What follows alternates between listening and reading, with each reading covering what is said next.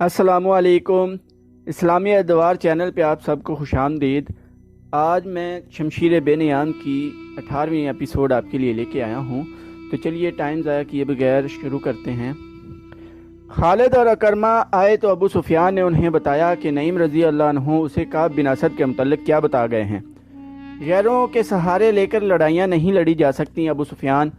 خالد نے کہا، آپ نے یہ تو سوچا ہی نہیں کہ بنو قریظہ مسلمانوں کے سائے میں بیٹھے ہیں، وہ زمین کے نیچے سے مسلمانوں پر وار کر سکتے ہیں، لیکن وہ ہیں تو مسلمانوں کے رحم و کرم پر۔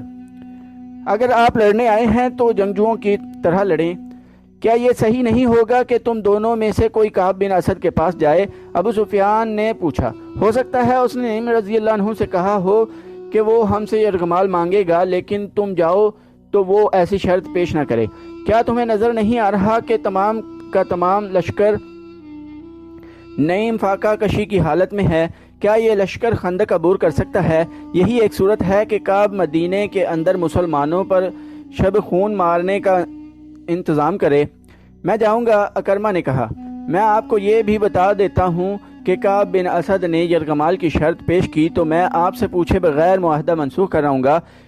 کیا میں بھی اکرمہ کے ساتھ چلا جاؤں؟ خالد نے ابو سفیان سے پوچھا۔ اس کا اکیلے جانا ٹھیک نہیں، ابو سفیان نے کہا۔ اگر خطرہ ہے تو میں 2 سالار ضائع نہیں کر سکتا۔ اکرمہ اپنی حفاظت کے لیے جتنے لشکری ساتھ لے جانا چاہتا ہے لے جائے۔ اکرمہ اسی وقت روانہ ہو گیا۔ اس کے ساتھ 4 لشکری تھے۔ اسے بڑی دور کا چکر کاٹ کر بنو قریظہ تک پہنچنا تھا۔ وہ جمعہ کی رات اور تاریخ 14 مارچ 627 عیسوی تھی جب اکرمہ خندق سے دور دور چلتا شیخین کے سلسلہ کوہ میں داخل ہوا اور کعب بن اسد کے گھر پہنچا۔ کعب کو معلوم تھا کہ اکرمہ کیوں آیا ہے۔ آؤ اکرمہ، کعب بن اسد نے کہا۔ میں جانتا ہوں تم کیوں آئے ہو، تمہارے آنے کی ضرورت نہیں تھی، میں نے 10 دن کی مہلت مانگی تھی۔ کعب بن اسد نے اپنے غلام کو آواز دی۔ غلام آیا تو اس نے غلام سے شراب اور پیالے لانے کو کہا۔ پہلے میری بات سن لو کعب، اکرمہ نے 2 ٹوک لہجے میں کہا۔ میں شراب پینے نہیں آیا، مجھے بہت جلدی واپس جانا ہے۔ ہم محاصرے کو اور زیادہ طول نہیں دے سکتے۔ ہم کل مدینے پر حملہ کر رہے ہیں۔ تمہارے ساتھ ہمارا جو معاہدہ ہوا ہے اس کے مطابق تم مدینے میں ان جگہوں پر جو ہم نے تمہیں بتائی ہیں کل سے حملے شروع کر دو۔ ہمیں یہ بھی معلوم ہوا ہے کہ تم نے ظاہری طور پر ہمارے ساتھ معاہدہ کیا ہے، لیکن در پردہ تم نے وہ معاہدہ قائم رکھا ہے جو مسلمانوں کے ساتھ تم نے کیا ہے۔ اتنے میں ایک نہایت حسین لڑکی شراب کی صراحی اور پیالے اٹھائے کمرے میں داخل ہوئی۔ وہ اکرمہ کو دیکھ کر مسکرائی۔ اکرمہ نے اسے دیکھا تو اس کے چہرے پر سنجیدگی کا تاثر اور زیادہ گہرا ہو گیا۔ کعب، اکرمہ نے کہا، تم نے اپنا مذہب اور اپنی زبان ان چیزوں کے عوض بیچ ڈالی ہے جنہوں نے کبھی کسی کا ساتھ نہیں دیا۔ کعب بن اسد نے لڑکی کو اشارہ کیا تو وہ چلی گئی۔ میرے عزیز اکرمہ، کعب نے کہا، میں تمہارے چہرے پر رعونت کے آثار دیکھ رہا ہوں۔ صاف پتہ چلتا ہے کہ تم مجھے اپنا غلام سمجھ کر حکم دینے آئے ہو۔ میں نے مسلمانوں کے ساتھ جو معاہدہ کیا تھا وہ بنو قریظہ کے تحفظ اور سلامتی کے لیے کیا تھا، اور میں نے جو معاہدہ تمہارے ساتھ کیا ہے وہ تمہاری فتح اور مسلمانوں کی شکست کی خاطر کیا ہے۔ مسلمانوں کو ختم کرنا میرے مذہب کا حکم ہے۔ تمہارے ساتھ معاہدے نبھانا اسی سلسلے کی ایک کوشش ہے۔ اپنا مذہبی فریضہ ادا کرنے کے لیے میں تمہیں استعمال کروں گا۔ حوی بن اخطب سے میں نے کہہ دیا تھا کہ اہل قریش اور اہل غطفان میں مجھے بنو قریظہ کی سلامتی کی ضمانت دیں، تاکہ ایسا نہ ہو کہ تم لوگ ناکام ہو جاؤ اور مسلمان ہم سے ظالمانہ انتقام لیں۔ نعیم رضی اللہ عنہ بن مسعود نے جو چنگاری ان لوگوں کے درمیان پھینک دی تھی وہ اکرمہ کے سینے میں سلگ اٹھی۔ نعیم رضی اللہ عنہ نے اکرمہ کے ذہن میں ابو سفیان کی معرفت پہلے ہی ڈال دیا تھا کہ کعب افراد کی صورت میں ضمانت مانگے گا۔ کعب کی زبان سے ضمانت کا لفظ سنتے ہی اکرمہ بھڑک اٹھا۔ کیا تمہیں ہم پر اعتبار نہیں؟ اکرمہ نے وسیلی آواز میں کہا۔ کیا تم یہ سمجھتے ہو کہ ہم شاید بھول گئے ہیں کہ محمد صلی اللہ علیہ وآلہ وسلم ہمارا اور تمہارا مشترکہ دشمن ہے؟ میں یہ نہیں کہتا جو تم کہہ رہے ہو، کعب بن اسد نے کہا، لیکن میں یہ ضرور کہوں گا کہ اپنے مشترکہ دشمن کو جتنا میں جانتا ہوں اتنا تم نہیں جانتے۔ میں اعتراف کرتا ہوں کہ جو عقل خدا نے محمد صلی اللہ علیہ وآلہ وسلم کو دی ہے وہ ہم میں سے کسی کو نہیں دی۔ میں اس کی ضمانت چاہتا ہوں۔ کہو تمہیں کیسی ضمانت چاہیے؟ اکرمہ نے کہا۔ قبیلہ قریش اور غطفان کے چند ایک سرکردہ افراد ہمارے پاس بھیج دو، کعب بن اسد نے کہا۔ میں کوئی نئی بات نہیں کہہ رہا اکرمہ، یہ تمہارا دستور ہے، اس رواج اور شرط سے تم واقف ہو۔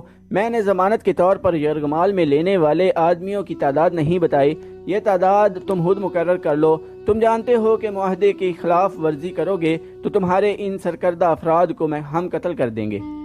انہیں تم قتل نہیں کرو گے؟ اکرمہ نے بھڑکی ہوئی آواز میں کہا۔ تم انہیں مسلمانوں کے حوالے کر دو گے؟ کیا کہہ رہے ہو اکرمہ؟ کعب بن اسد نے حیرت اور پریشانی کے لہجے میں پوچھا۔ کیا تم مجھے اتنا رذیل سمجھتے ہو کہ میں تمہیں یہ دھوکہ دوں گا کہ تمہارے قبیلوں کے سرداروں کو مسلمانوں کے ہاتھوں قتل کرواؤں گا؟ مجھ پر اعتبار کرو۔ یہودی پر اعتبار کرنا ایسا ہی ہے جیسے کسی نے سانپ پر اعتبار کر لیا ہو، اکرمہ نے غصے کے عالم میں کہا۔ اگر تم اپنے آپ کو اتنا ہی قابل اعتماد سمجھتے ہو تو کل مدینہ میں ان چھوٹے قلعوں پر حملے شروع کر دو جہاں مسلمانوں نے اپنی عورتوں اور بچوں کو رکھا ہوا ہے۔ کل؟ کعب نے کہا۔ کل ہفتے کا دن ہے۔ ہفتے کا دن یہودیوں کا ایک مقدس دن ہوتا ہے جسے ہم سبت کہتے ہیں۔ اس روز عبادت کے سوا ہم اور کوئی کام نہیں کرتے۔ کوئی یہودی سبت کے دن کوئی کام یا کاروبار کرے یا کسی پر حملہ کرے تو خدائے یہودا اسے انسان سے خنزیر یا بندر کی شکل میں تبدیل کر دیتا ہے۔ اکرمہ دیکھ چکا تھا کہ کعب بن اسد کی نیت ٹھیک نہیں، وہ شراب پیتا چلا جا رہا تھا۔ اکرمہ نے شراب پینے سے انکار کر دیا تھا۔ اس نے ابو سفیان سے کہا تھا کہ وہ فیصلہ کر کے ہی واپس آئے گا۔ تم کل حملہ کرو یا ایک دن بعد کرو، ہم تمہاری نیت کو عملی صورت میں دیکھ کر فیصلہ کریں گے کہ تمہیں یرغمال میں اپنے آدمی دیے جائیں یا نہ دیے جائیں۔ اکرمہ نے کہا۔ اس سے پہلے ہم تمہیں ایک آدمی بھی نہیں دیں گے۔ میں کہہ چکا ہوں کہ یرغمال کے بغیر ہم کچھ نہیں کریں گے، کعب بن اسد نے کہا۔ جو ہی تمہارے آدمی ہمارے پاس پہنچ جائیں گے ہم تمہاری منشا کے مطابق مدینہ کے اندر کھلبلی مچا دیں گے۔ تم دیکھنا ہم محمد صلی اللہ علیہ وآلہ وسلم کی پیٹھ میں کس طرح چھرا گھونپتے ہیں۔ اکرمہ اٹھ کھڑا ہوا اور غصے میں بولا، تم بد نیت ہو۔ تمہاری نیت صاف ہوتی تو تم کہتے کہ مجھے کسی ضمانت کی ضرورت نہیں، آؤ مل کر مسلمانوں کو مدینہ کے اندر ہمیشہ کے لیے ختم کر دیں۔ مجھے اگر حکم ہی ماننا ہے تو میں محمد صلی اللہ علیہ وآلہ وسلم کا حکم کیوں نہ مان لوں؟ کعب بن اسد نے اکرمہ کا غصہ دیکھتے ہوئے کہا۔ ہم مسلمانوں کے ساتھ رہتے ہیں، ہمیں جو تحفظ ان سے مل سکتا ہے وہ تم نہیں دے سکو گے۔ مورخ ابن حشام اور ابن سعد نے لکھا ہے کہ نعیم رضی اللہ عنہ بن مسعود کا چھوڑا ہوا تیر نشانے پر لگا۔ اکرمہ غصے کے عالم میں کعب بن اسد کے گھر سے نکل آیا۔ یہودیوں اور اہل قریش کا معاہدہ جو اگر برقرار رہتا تو مسلمانوں کی کمر ٹوٹ جاتی، کعب کے گھر کے اندر ہی ٹوٹ گیا۔ جب اکرمہ کعب بن اسد سے ملنے جا رہا تھا اس وقت نعیم رضی اللہ عنہ بن مسعود اپنے قبیلے کے سردار غطفان کے پاس بیٹھے ہوئے تھے۔ اس کے ساتھ بھی انہوں نے کعب بن اسد کے متعلق وہی باتیں کی جن باتوں سے وہ ابو سفیان کو بھڑکا چکے تھے۔ ابو سفیان نے غصے میں آ کر اکرمہ کو بلا لیا تھا۔ غطفان نے اپنے سالار اینیا کو بلا لیا۔ کیا تم نے سنا ہے کہ کعب بن اسد ہمیں کیا دھوکہ دے رہا ہے؟ غطفان نے اینیا سے کہا، وہ ہم سے یرغمال میں رکھنے کے لیے سرکردہ افراد مانگتا ہے، کیا یہ ہماری توہین نہیں؟ سردار غطفان سالار اینیا نے کہا، میں پہلے تمہیں کہہ چکا ہوں کہ میرے ساتھ میدان جنگ کی بات کرو۔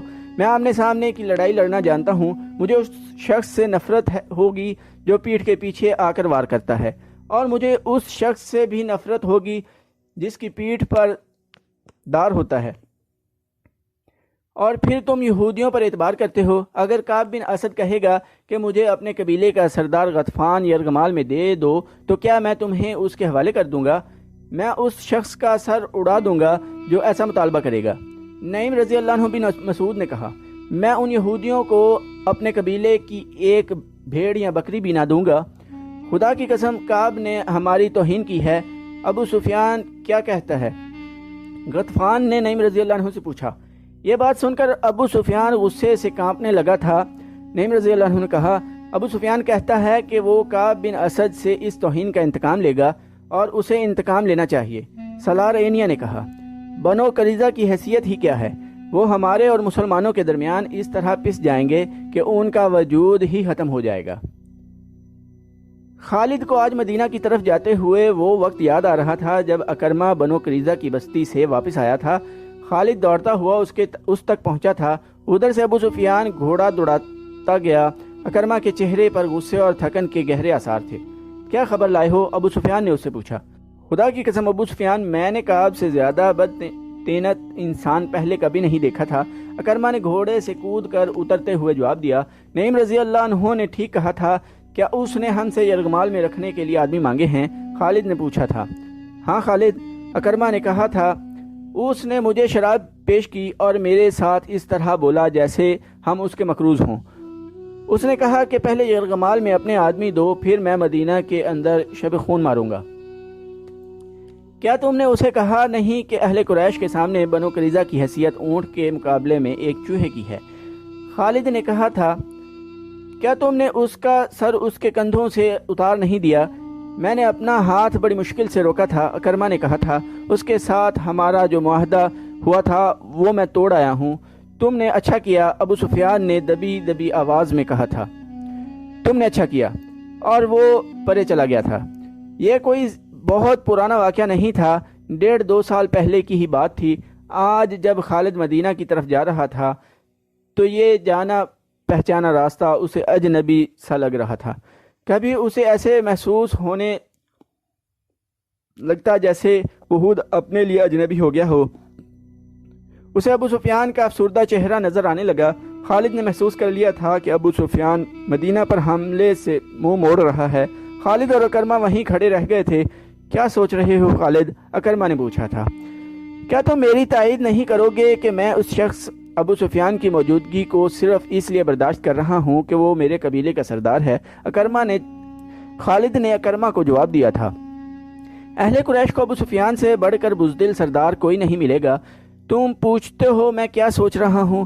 میں اور زیادہ انتظار نہیں کر سکتا۔ میں نے خندق کو ایک سرے سے دوسرے سرے تک دیکھا ہے۔ ایک جگہ خندق تنگ ہے اور زیادہ گہری بھی نہیں، ہم وہاں سے خندق کے پار جا سکتے ہیں۔ اگر تم میرا ساتھ دو تو میں آج ہی ابھی اس جگہ سے چند سوار خندق کے پار لے جانا چاہتا ہوں۔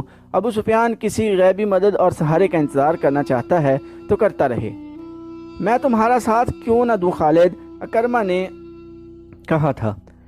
کیا میں مسلمانوں کے ان قہقہوں کو برداشت کر سکوں گا جو اس وقت بلند ہوں گے جب ہم یہاں سے لڑے بغیر واپس جائیں گے؟ چلو میں تمہارے ساتھ ہوں۔ وہ جگہ زباب کی پہاڑی کے مغرب اور صلہ کی پہاڑی کے مشرق میں تھی، جہاں خندق کی چوڑائی اتنی تھی کہ گھوڑا اسے پھلانگ سکتا تھا۔ ضرورت شہ سوار کی تھی، پیادے خندق میں اتر کر اوپر چڑھ سکتے تھے۔ اسی جگہ کے قریب تقریباً سامنے مسلمانوں کی خیمہ گاہ تھی۔ خالد نے اکرمہ کو یہ جگہ دور سے دکھائی۔ پہلے میرے سوار خندق پھلانگیں گے، اکرمہ نے کہا، لیکن ابھی ہم تمام کا تمام سوار نہیں گزاریں گے۔ پار جا کر مسلمانوں کو ایک ایک سوار کے مقابلے کے لیے للکاریں گے۔ وہ اس رواج کی خلاف ورزی نہیں کریں گے۔ میرے ساتھ آؤ خالد، میں اپنے منتخب سوار آگے لاؤں گا، تم ابھی خندق کے پار نہ جانا۔ اگر ہم دونوں مارے گئے تو اہل قریش کو سوائے ذلت کے کچھ نہیں ملے گا۔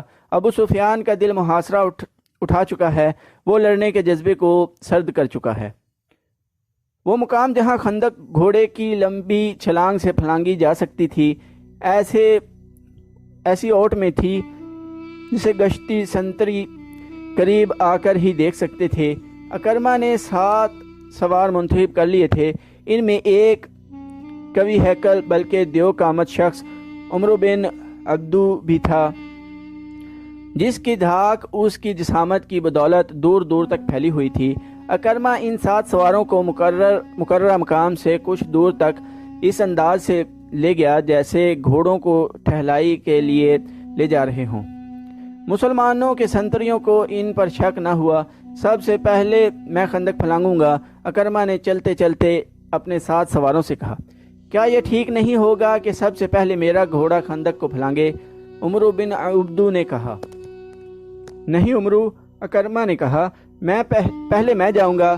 اگر میرا گھوڑا خندق میں گر پڑا تو تم خندق پھلانگنے کی کوشش نہ کرنا، تمہارا سالار اپنی جان کی قربانی دے گا۔ یہ کہہ کر اکرما نے گھوڑے کی باگ کو جھٹکا دیا۔ گھوڑے کا رخ خندق کی طرف ہوا تو اکرما نے ایڑ لگا دی۔ عربی نسل کا گھوڑا ہوا سے باتیں کرنے لگا۔ اکرما نے لگام اور ڈھیلی کر دی اور گھوڑے کو پھر ایڑ لگائی۔ گھوڑے کی رفتار اور تیز ہو گئی۔ خندق کے کنارے پر جا کر اکرما گھوڑے کی پیٹھ سے اٹھا اور آگے کو جھک گیا۔ گھوڑا ہوا میں بلند ہو گیا۔ خالد کچھ دور کھڑا دیکھ رہا تھا۔ قبیلہ قریش کے بہت سے لشکری دیکھ رہے تھے، زمین و آسمان دیکھ رہے تھے، تاریخ دیکھ رہی تھی۔ گھوڑے کے اگلے پاؤں خندق کے دوسرے کنارے سے کچھ آگے اور پچھلے پاؤں عین کنارے پر پڑے۔ گھوڑا رفتار کے زور پر آگے چلا گیا۔ اس کی اگلی ٹانگیں دوہری ہو گئیں، اس کا منہ زمین سے لگا۔ اکرما گرتے گرتے بچا۔ گھوڑا بھی سنبھل گیا اور اکرما بھی۔ اسے اپنے پیچھے للکار سنائی دی، آگے نکل جاؤ اکرما۔ تو دوستو آج کی ایپیسوڈ ادھر ہی ختم کرتے ہیں۔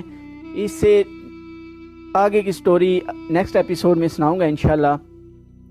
چینل کو سبسکرائب کر دیں، لائک، کمنٹ اور شیئر کرنا نہ بھولیے گا۔ ٹائم دینے کے لیے شکریہ۔ اللہ حافظ۔